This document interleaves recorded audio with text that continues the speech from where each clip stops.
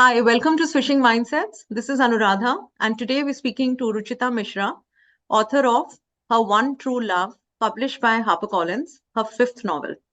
Originally from Lucknow, Ruchita currently lives in London. Hi, Ruchita.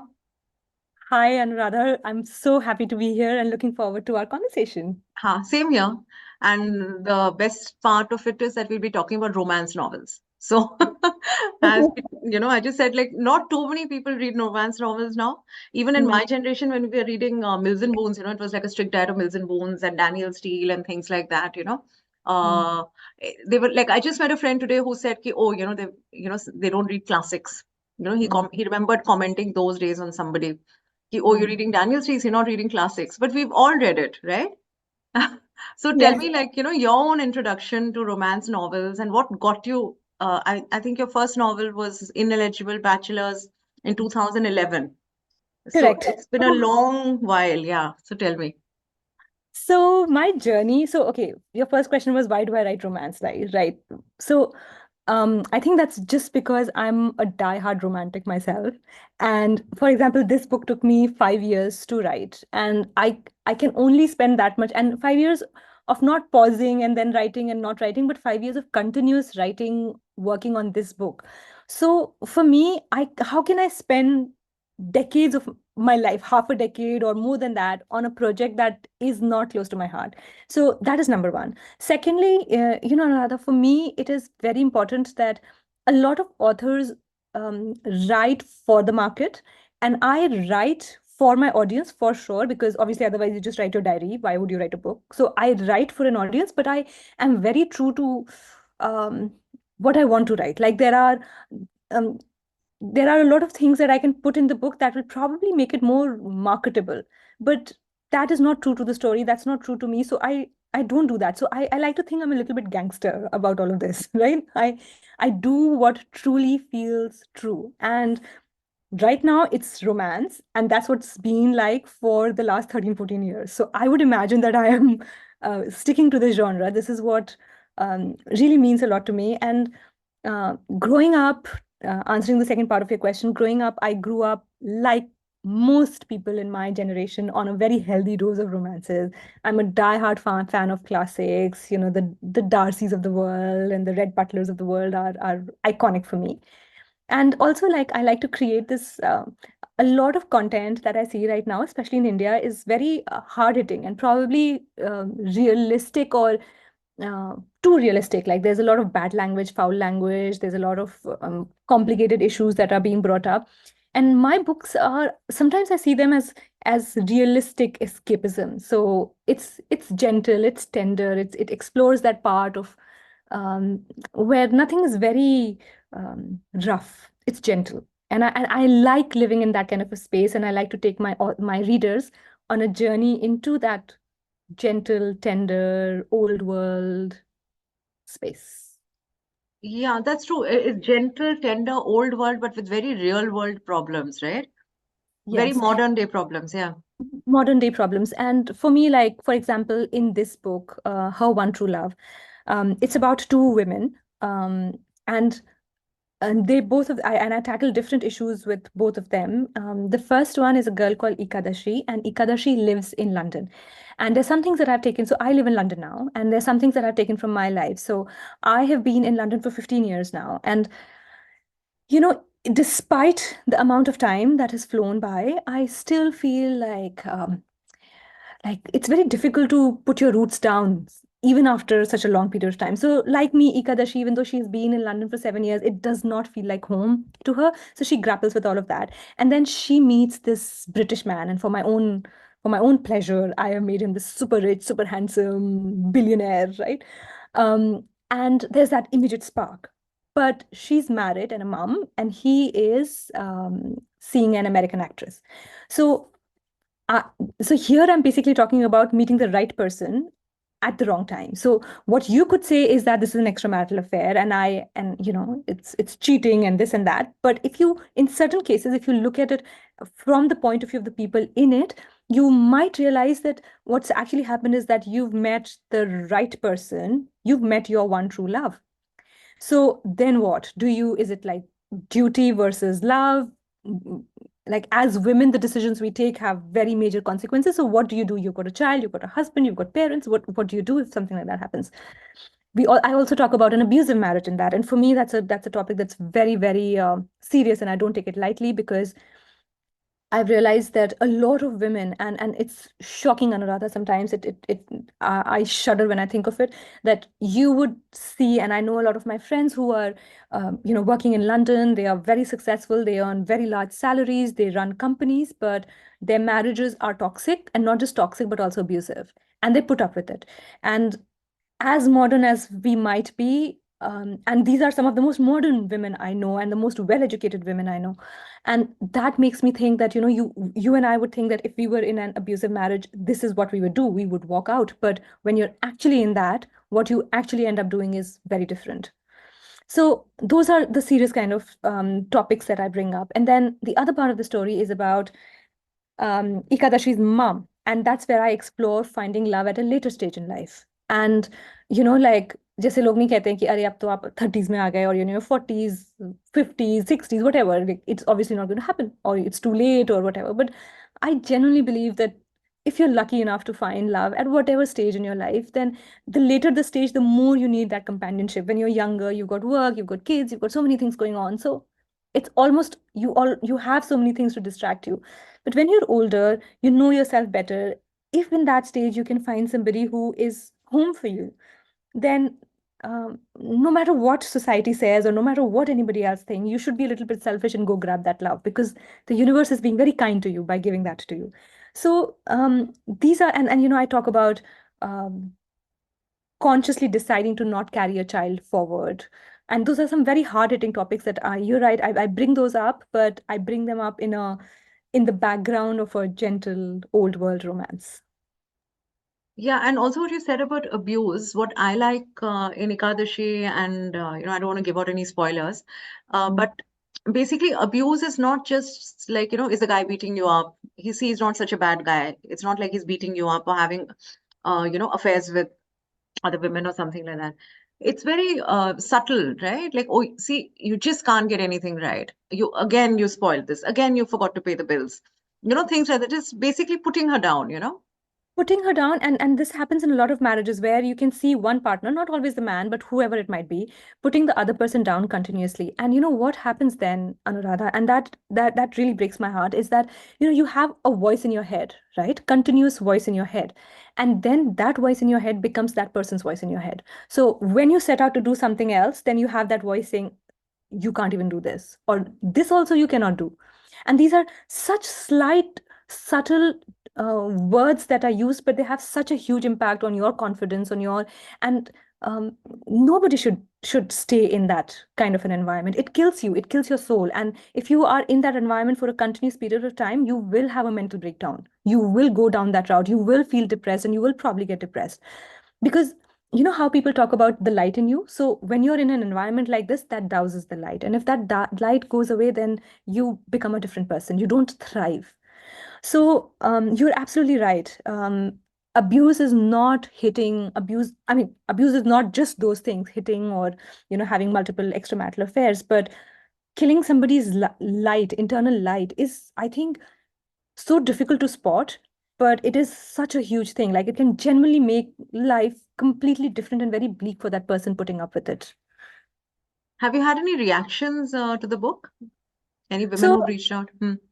So a lot of people, actually, a lot of people are reading it, and I'm pleasantly surprised by how much it's no, I shouldn't say it. I'm pleasantly surprised by how much people like it. I've spent half a decade on the book, so I should have more confidence that. But as a creative person, or rather, you will realize that as anybody who's creating content, not content, creating art, a form of art, there is a huge amount of self-doubt that you go through while you're going through that process. So it is very heartwarming to um, read about it. And there's one message that came to me very day before yesterday from a person, and they said that how I talk about an abusive marriage, and this seems to be something that's resonated with a lot of people, the quiet, silent abuse that I talk about in the book. And they said that an abusive marriage is very different. When you are inside it and you look outside, it looks different. And when you're outside and you look inside, it looks different. And that person said to me that what Ika decides to do, and again, not giving away spoilers, is what she wants to do. And it's good for her to see what Ika does. So, and that is why sometimes, Anuradha, I think I write, because like, even though it's just a form of entertainment, really, I feel like I have, if the book is like 80,000 words long, then I have 80,000 opportunities to impact a person's life. And I think that's huge. And like, I've written romantic comedies, and in the past I get so many emails from people where, somebody's been in the hospitalized, and they've been reading my books and laughing. And I actually got an email from somebody who was going into labor, and she was while she was waiting for the labor to start, she was reading Her One True Love, and I was like, oh my God, really? So I do that. And also a lot of emails that I get over the last decade is because I write about love. And when I was having my book launch, they were calling me Dr. Love or something. So I get a lot of questions from people about the problems that they're facing. And like an agony aunt, can you solve this? What should I do in this relationship? And I'm like, just on those like one paragraph or two paragraphs, I can't tell you what to do, but I reply whenever I can and with whatever I can. So yes, there's been a really good positive feedback, and I'm genuinely very, very happy with it right now. Yeah, I'm a sucker for these agony aunt columns. There's this Yeah. thing that pops up, these Reddit threads now, am I the asshole? And basically, they say I did this, this, this. And I just read through the whole thing, because Yeah. it's so And you're like, interesting. yes, you Yeah, are. yeah, yeah, Yeah. yeah. And sometimes they're not, and then you read the comments and everybody's advising them. Oh, But I love the comments on these websites. yeah. So tell me, what are the kind of problems that do people come to you? Anything that stayed? Because I think, that anything that has stayed with you.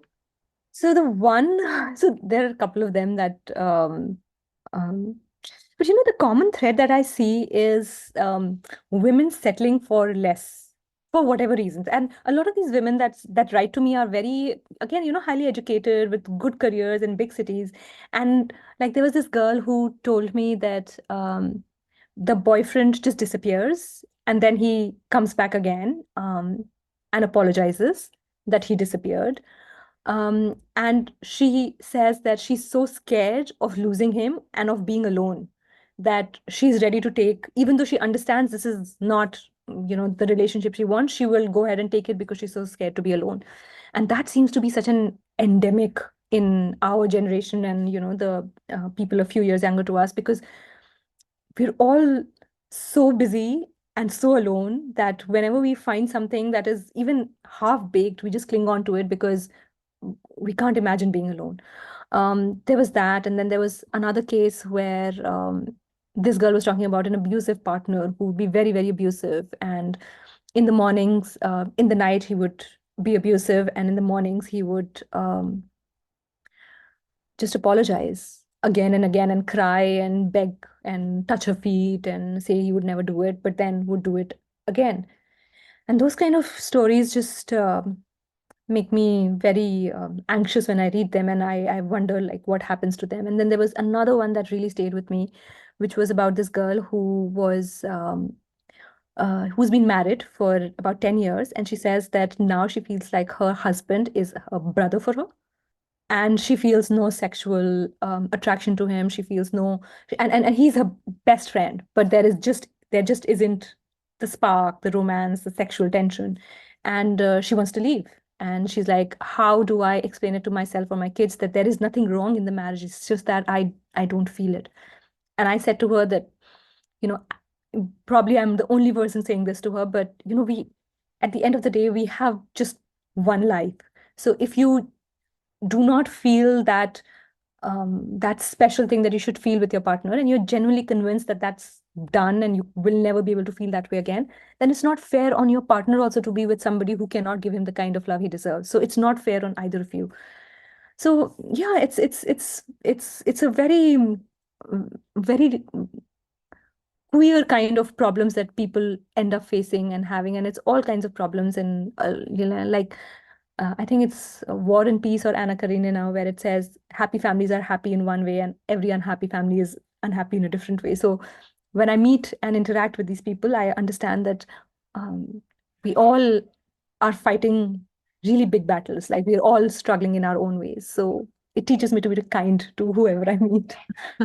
Yeah, no, that's true. And even through the book, like what you're saying, no, there are small, small things which, resonate with you.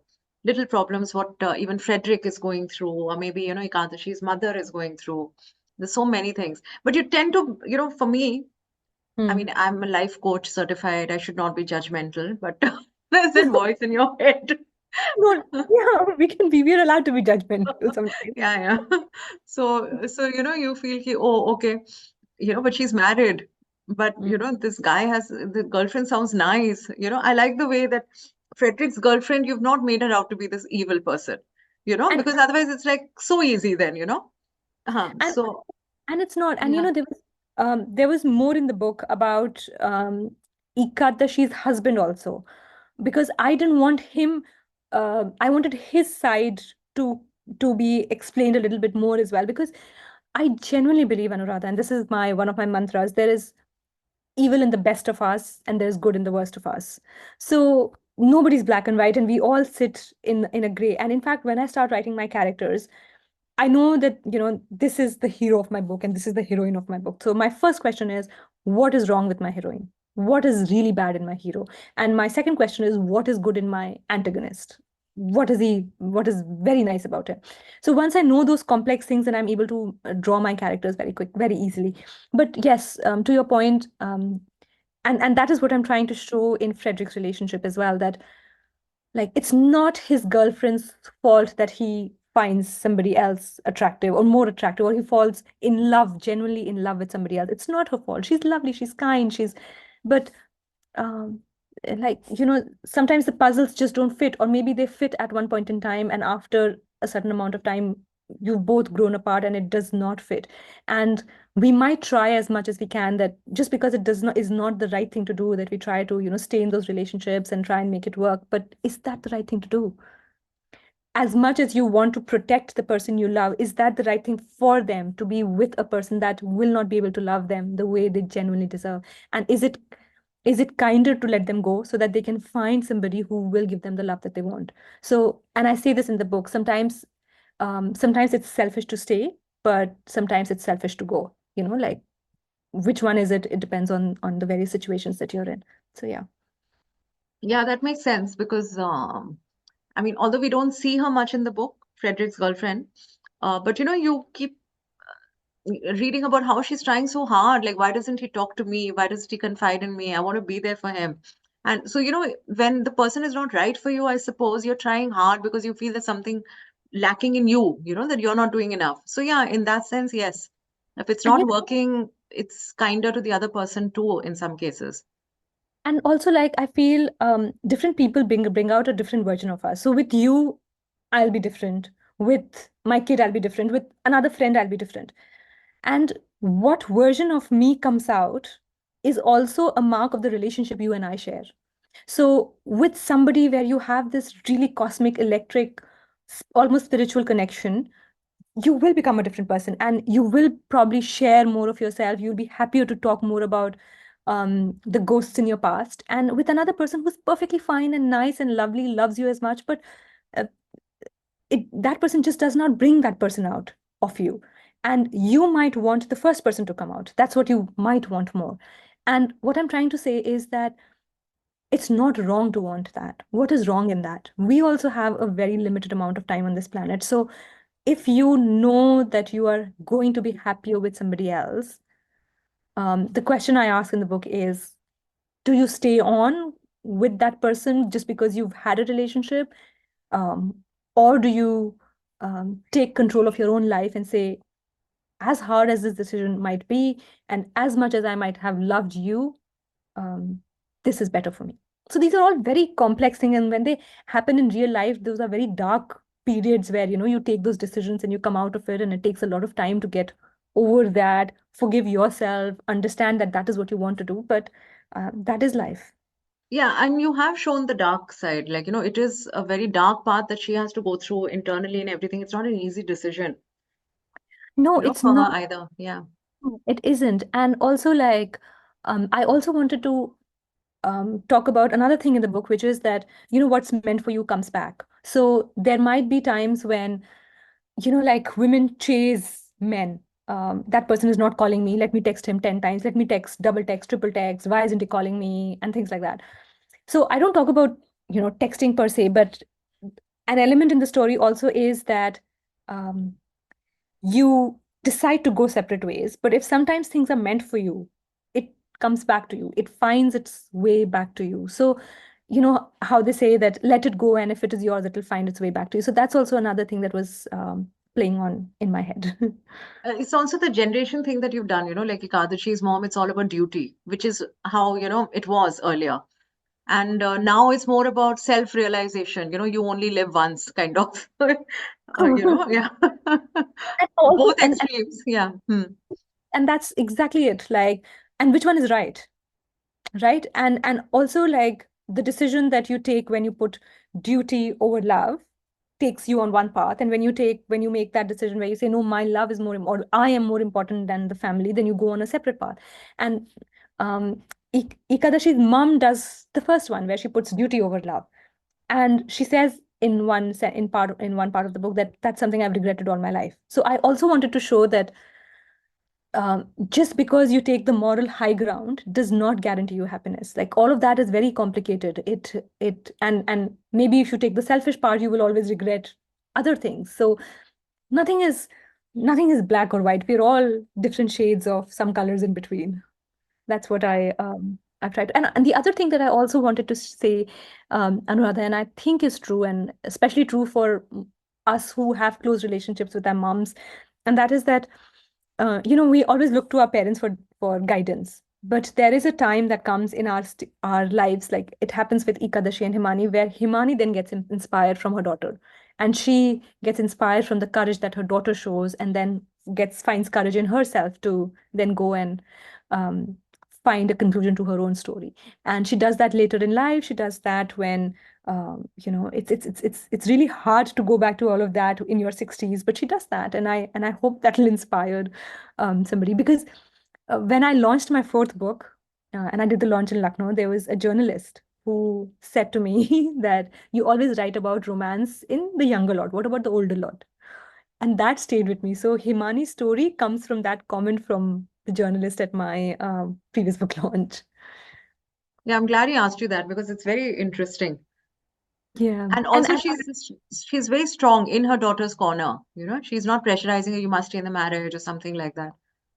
And I think that's the right thing to do. And it's very, very difficult for mothers when they see their daughter. Like, how hard would it be for you as a mother to see your daughter in an abusive marriage, especially if you're able to see it and you're able to, witness what it is doing to your child.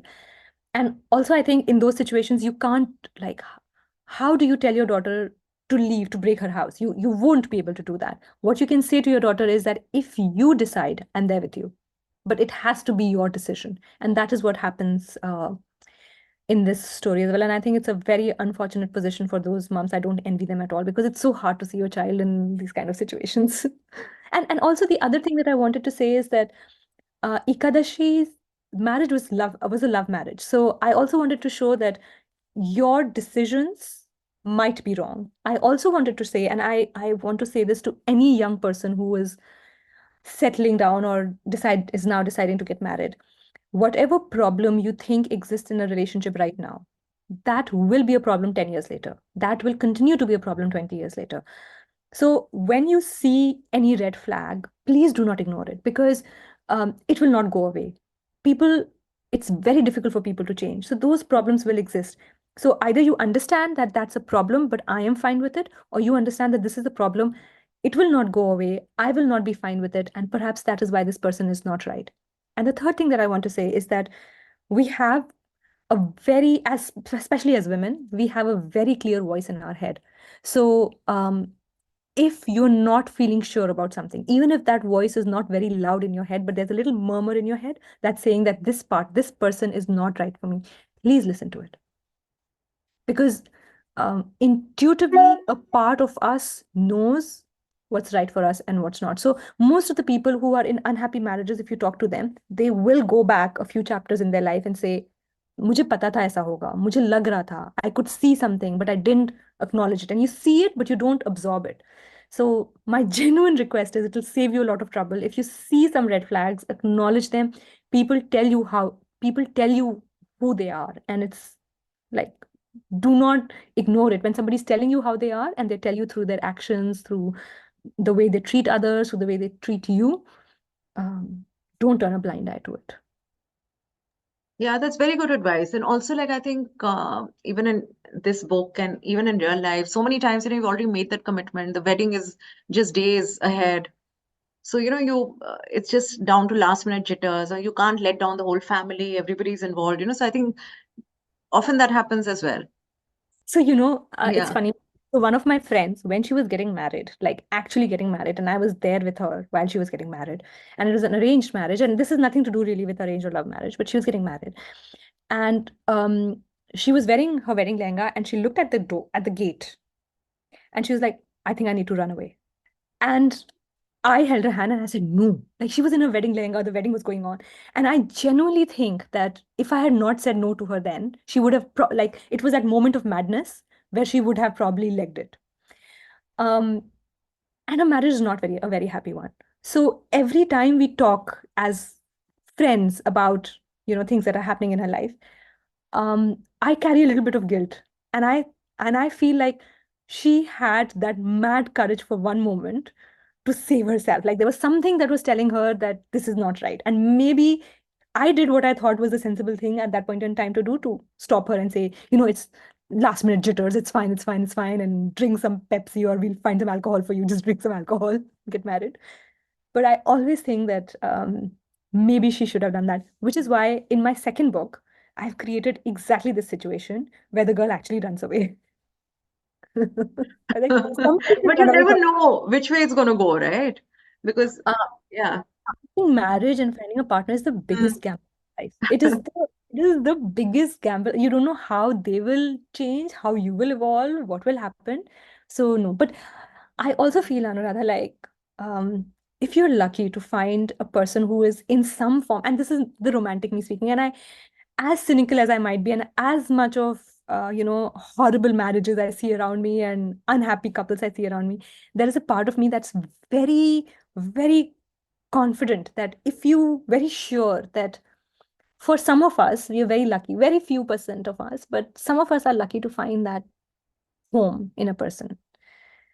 And if that happens, you are so lucky if you're one of those people who found a home. So usually I write, and that's the escapism in my books, because in reality it's difficult for us to find that. But in my books, my heroines will always find that home. I love the way you come back to the word home. It's because even in this book, it's always like that's her home. And it's just Yeah. instinctive. And you're saying that electric pull, and, like that's the stuff romance novels are made of. And, like you said, even how do you create characters that fit like a puzzle? That he's missing something, she's missing something, and when they come together, they just fit perfectly. So when you're creating a character, like, how do you do that? So, so I my f- it's a question I get asked in every interview, like how do I write, how do I create the characters, and it's a very, very difficult question for me to genuinely answer, because um if if my honest answer is I don't know. My honest answer is that it just appears in my head, like very clearly. So every scene in the book, I can tell you what the print on the curtains is, what the floor is looking like, who is passing, what are they looking like, what's going on in the character's head. Like, I see my stories as a movie almost. But when I'm creating characters, like for example, in this book, Anuradha, it took me the notes. This book is 310 pages. The notes in this book were about 100 pages.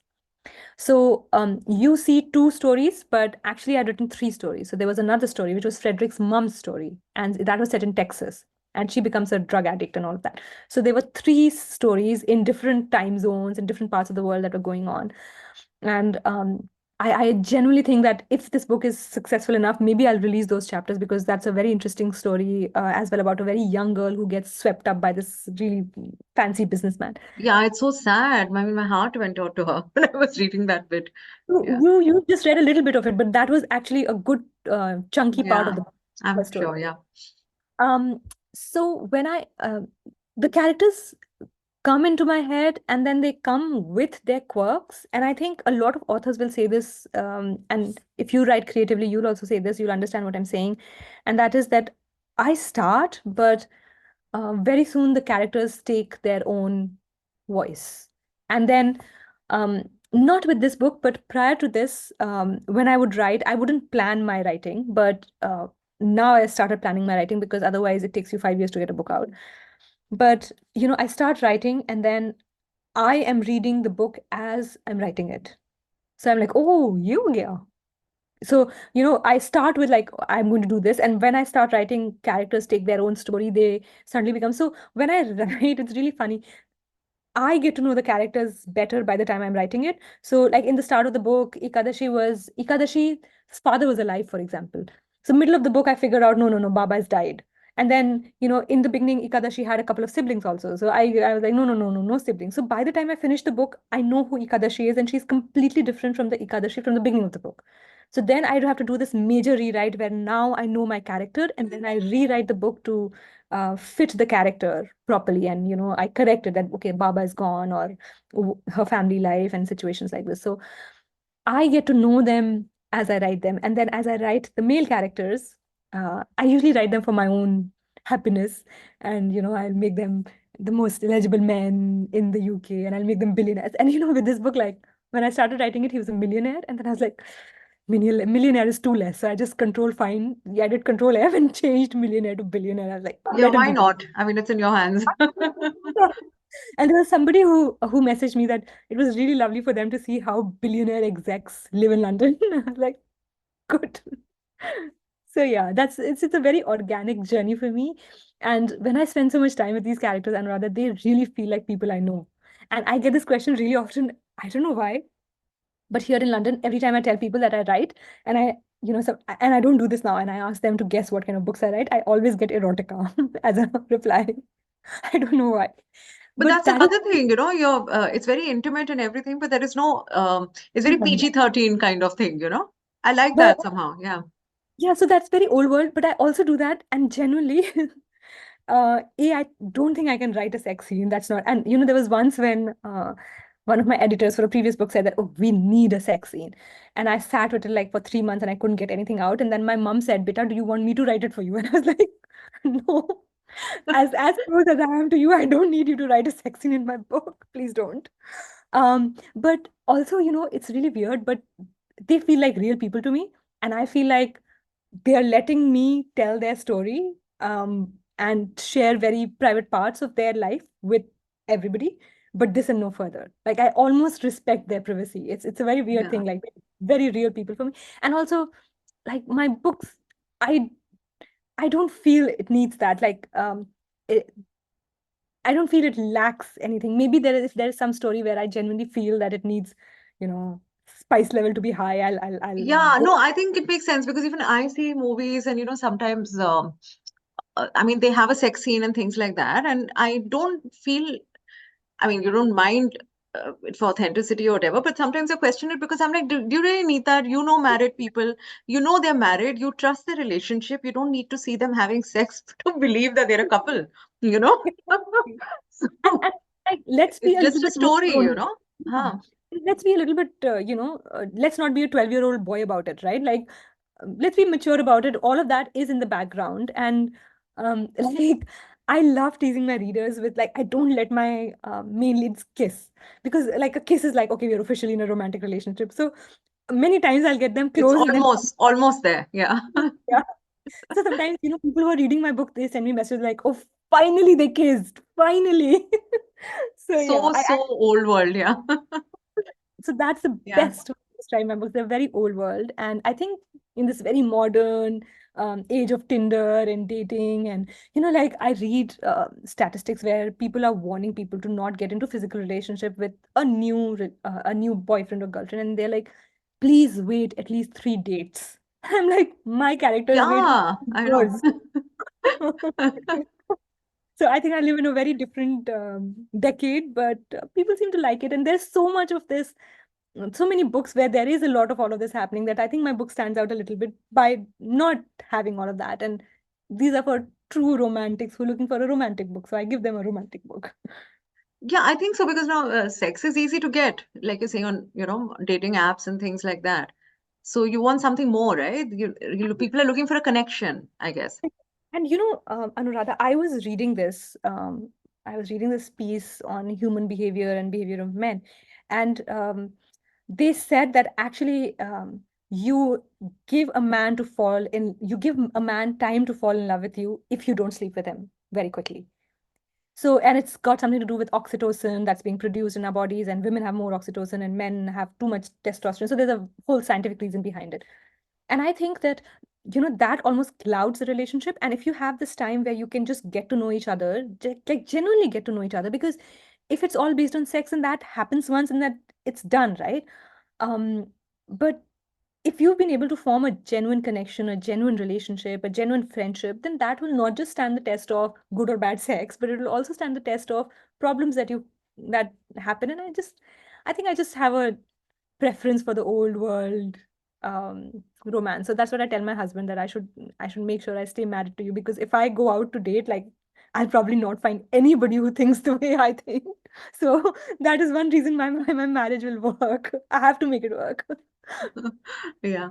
No, and yeah, like it's without the pressure, right? That sex brings with it. And you get to know each other, and also it's also about compatibility, I feel, right? Yeah, and also to understand what compatibility is. And Anuradha, I very strongly feel like love takes time. It You need to go through some things together or some time together to create, because love is a very strong. So if you say, I like that boy and the way he flicked his hair, that's not love, right? And if you are sleeping with somebody on date number 3, how much do you know him? And date number three, till date number 3, everybody is putting their best foot forward anyway. So after a certain amount of time, when had maybe disagreed on a few things, maybe done a few activities together, spent some time together, seen how that person behaves in um, tricky situations, when there's too much traffic and you need to get to some place very quickly, or whatever, those small things. And it's slowly that you understand that person, understand that you fit together like a puzzle, and that is when you fall in love. So I think, yeah, I mean, there's no right or wrong, but I personally feel, and that's what I think, that you should hold off on this and look for compatibility. But if you're looking for other things, go ahead, enjoy your life. Whatever is fun for you, go ahead and do that. Nobody's saying anything Of about it. course, but yeah, instead of like a series of disappointments, then if you give it time, then I mean, And chances are that you'll discover each other better. yeah, But and yeah, if you're also having fun, maybe the opposite also works for some people, you never know. There must be many successful relationships there as well. there could be, but generally, I think, and I've seen this, with a lot of friends who are who are going on Tinder to find dates and are sleeping around. It can often lead to a very empty feeling at the end of the day. You feel more empty than you feel full, and I think a true relationship will make you feel full. So if there is something that you're doing continuously that's making you feel empty in the mornings, then that's not what you're looking for. Yeah. No, and also your book is also, I want to say that it's also fun. We got into such serious aspects, so the meet cute and, the wrong emails going off and things like that. And like you said, it's very visual. So like Fredrick's house, I could just imagine it like a billionaire's home. So Oh, I'm glad. And yeah. also, my favorite things to write about was introducing Frederick to the Indian culture. So, like, he's not able to say jalebi, he keeps saying jabeli. Like, I really enjoyed writing that Yeah, yeah, yeah. Huh. scene where Ikadashi takes Frederick and they crash a wedding together. Like, that, I really enjoyed writing that bit also. So, yeah, I mean, I love the way you got that auntie back in the story at the end. It's very cute. literally my favorite thing. And, when I wrote that joke, I felt like giving myself some kind of an award or something. Was where there's Pushpa auntie, and then he doesn't know how to pronounce that name, and she says Push Papa, but keep half of Papa, so Pushpa. And I was like, oh Yeah, my yeah. God, I've arrived as an author. Yeah, and Ekadaji sounds spunky. It's fun. But you've done these things where, like she's like a typical Bollywood heroine. She's like going out in the rain and he watches her and it's That's the die-hard Bollywood romantic in me, where she's twirling in the rain, and in my head she's wearing this golden sari, and it's glittering in the lamplight, and there is rain, and just a beautiful girl enjoying that moment, unaware of anybody around her. And I would imagine that's something that a man would like fall in love with. So yeah, that is that. I'm very happy you brought that moment, because that's a very special moment. That was the moment when I think that the line in the book is that, many years later, and he'll come back to this moment multiple times to think that this is when she fell in love. He fell in love with her. So yeah, that was a special moment to write for me. Yeah, but tell me, what you're saying that love will happen at the right time or wrong time or whatever, but this one true love, like you really believe that? And tell me something about this true For me, love, whether you're married to other people, whether you're single, whatever, but true love is true love. When it strikes, it strikes. Is it like yeah, that? Huh. like and you might call me a little bit. I'm asking like a true blue romance writer. So I 1000% believe that true love exists. And I would the complex bit about it is that not all of us get it. Not all of us are lucky to get it. Some of us might find it more than once, but not all of us find it. But we can always hope to find it. So you should not leave hope, because you could be that really small percentage of people who finds it. even if you're And married, you should not lose hope. So no, I'm just kidding. I'm just kidding. I'm not kidding. And I feel very strongly about it, because I see so many, and the reason that I talk about unhappy marriages is that I see a lot of people in unhappy marriages. And um I don't I keep thinking that life is so small, Anuradha, and especially, like active, healthy, strong years are very limited. It goes by in a flash. And I think that even if you're married or you're in a relationship, and it's probably not a very politically correct thing to say, but I believe in that. And you are lucky enough to find somebody that feels like home to you, and um, you feel at peace with them. Whatever else comes your way when you take that decision, where people are saying that, oh, she's or he is wrong, and he or she did so bad, behave so badly with their partner or whatever. I think the universe is giving you that love. Not many people get it, and I think it's worth fighting for, whatever the cost might be. Because, like I said, you wouldn't have fallen in love with somebody else if you were in love with your partner anyway. So that shows that relationship, there is something missing in that relationship. And I think it can transform your life entirely if you're with the right person. I also say this to a lot of people that I mentor at work, that the biggest professional decision you take. So apart from writing, I have a full-time job, and it's a very time-consuming, busy, and I have two small children and all of that. But and this is what I say is that the partner you choose is the biggest professional decision you will take. And if that is the right person, then you will flourish and thrive, not just professionally, but you will just be a different person. And that same person, when they're with the wrong kind of person, become completely different. You wither internally. But with the right person, you thrive and you blossom and you're happier and you absorb life more. And I think that with the right person, even if like you're poor, or if things are not going well, just having that person by your side, you still feel content. And everything might be fine. You might be, jet setting across the globe. But if you're not with the right person, you can be very, very lonely. And I've seen it around me, and I know how hard it is. And I sometimes think it is better to be alone and lonely than to be in a marriage or with a partner and still feel lonely. It's a very, very isolating feeling. So Absolutely, that's true. And yes. if I may ask, what do you do in your day job? So I work for a music company called Napster. You might have heard of it. 20 years back, we used to download music on it, and I globally head their sales at work. So it's a very time-consuming, very fun job. So I work in the music industry. That's my day job, and this is my uh, heart project.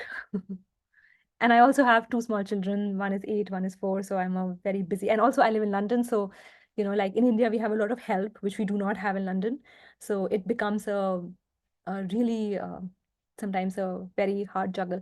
In fact, the book before this, which was Second Chance at Love, which ended up being a national bestseller, I in fact before this was Someone to Love, but Second Chance at Love came before that. And I remember I sent the manuscript just before I went into labor with my first son. And when, by the time I came back from the hospital, I had to edit the book. So that book is like really special to me because I remember I edit. So you have to edit the book once you've written it, and you edit it multiple times. So I edited that book 6, 7 times because I used to hold my son on my shoulder and I used to pat him with my right hand, and with one finger on my left hand, I edited that book while I was on mat leave and a very new mother.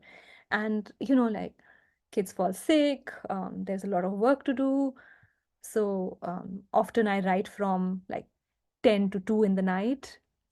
This book was written, the first draft was written entirely in the tube because my one-way commute to work was 1 hour.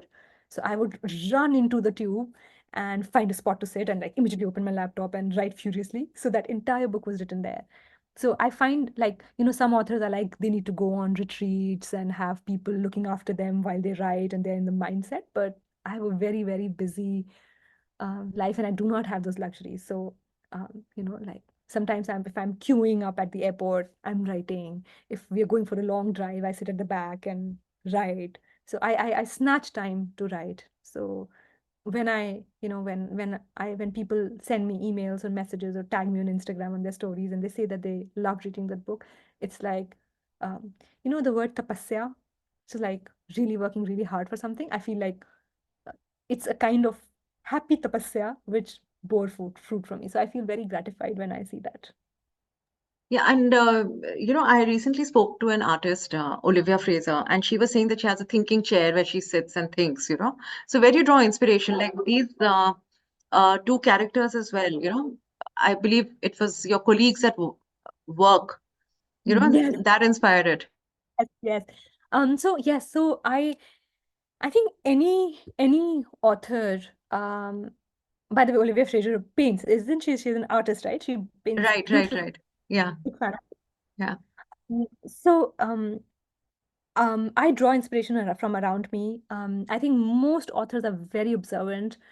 There is very little that you have done, for example, during this conversation that has not, registered in my mind completely. So knowingly, unknowingly, so I've observed how you smile. I've observed what things make you smile. I've observed how you flick your hair. So all of those little things about you. And one of the things that's really had my attention is the little mole on your chin. Maybe some character will find that mole. So I'm just picking things from around me continuously, almost without knowing.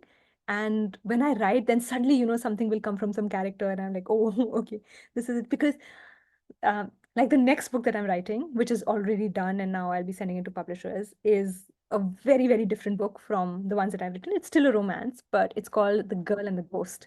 So it's now like going supernatural a little bit.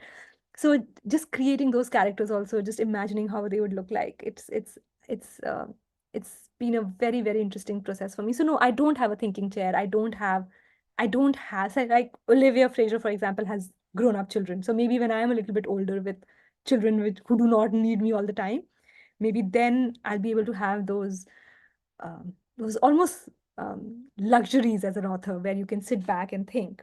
Right now, I don't, and sometimes I wonder that maybe I can write better if I get that time, and maybe there will be time for that. But the phase of life that I am in right now, this is what I have, and I try and make the best of it. So I am often writing with a sick child in my lap, or writing in the middle of meetings, or writing like in really crazy places. So no, I just write when I can write, when I get like snatch time to write. That's how I write. Do you observe a lot of relationships around you? I mean, you've already said that, people reach out to you and Yes, Anuradha. And no. I'm always I'm always asking so many questions, like even like family dinners or dinners with friends. My favorite question to ask is, how did you meet your husband? How did you meet your partner? And then I'll ask 20 questions, and I want to know everything about how they met, what happened, and I'll ask them what they like about their partner, what they don't like about their partner. And my favorite question to ask, which always opens so many things, is like, if you would go back into time, would you marry the same person? And more often than not, it'll be like, I don't know. Awkward. Very awkward. And then I'm like, okay, tell me why.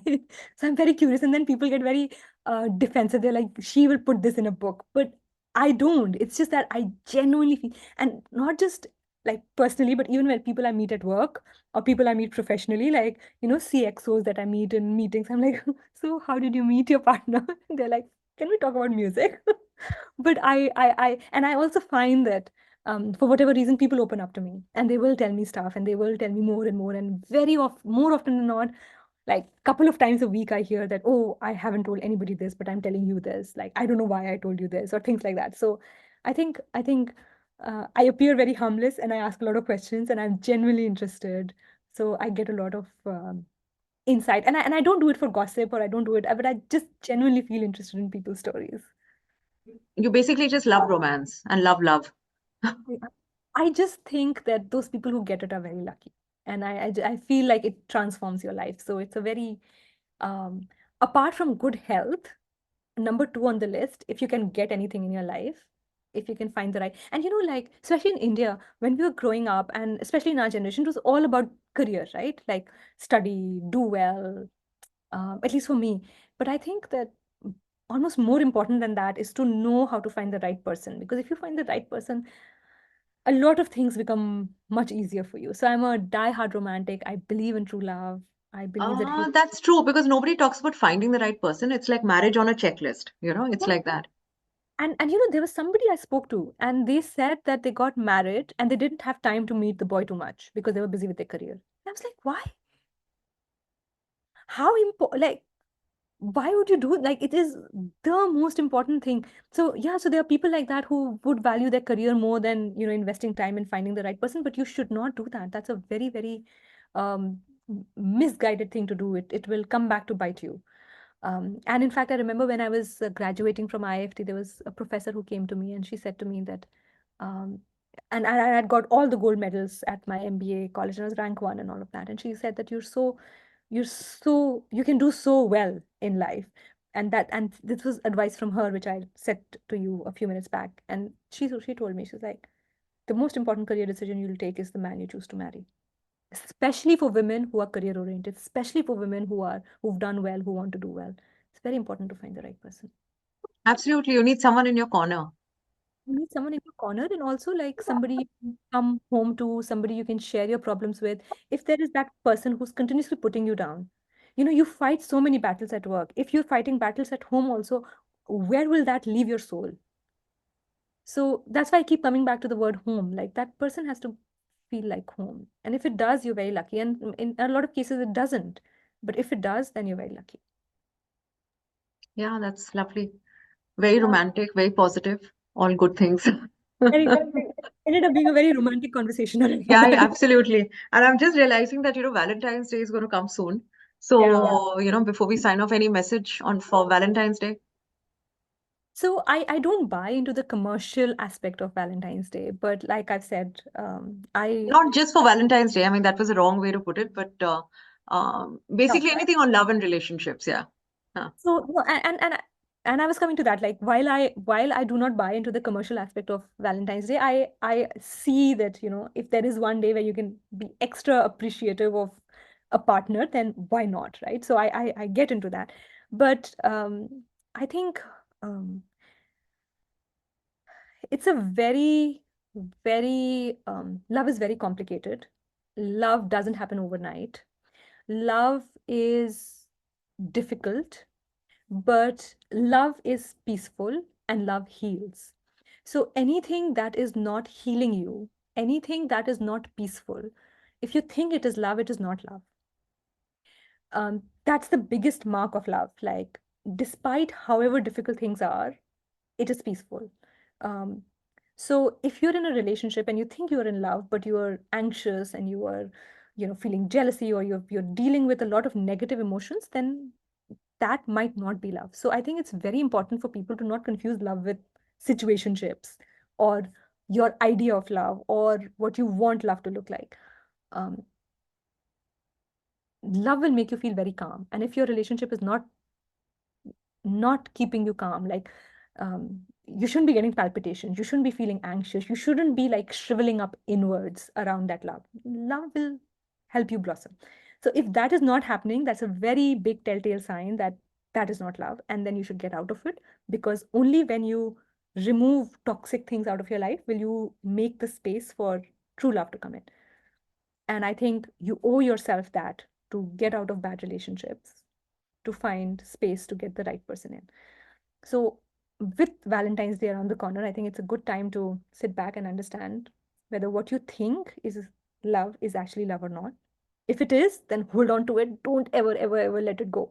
But if it isn't, then be kind to yourself. Find the courage to leave. And I say this in the book, it takes courage to leave a relationship, but it also takes a different kind of courage to stay in the relationship. So bid your time, get the courage that you need. And if you need to leave, then find the courage to leave because good things await. Yeah, that's the that's the mantra to live by. That is the mantra to live by. Yeah. Yeah. Thank you, Ruchita. This was lovely. Thanks so Yeah. much. And Anuradha, I really enjoyed reading your book, Her One True Love. So and if I didn't say that before. and I really enjoyed talking to you. And I think we covered a lot of things about Yes, love. yes, absolutely. Yeah. Thank Thank you you. so much for having me.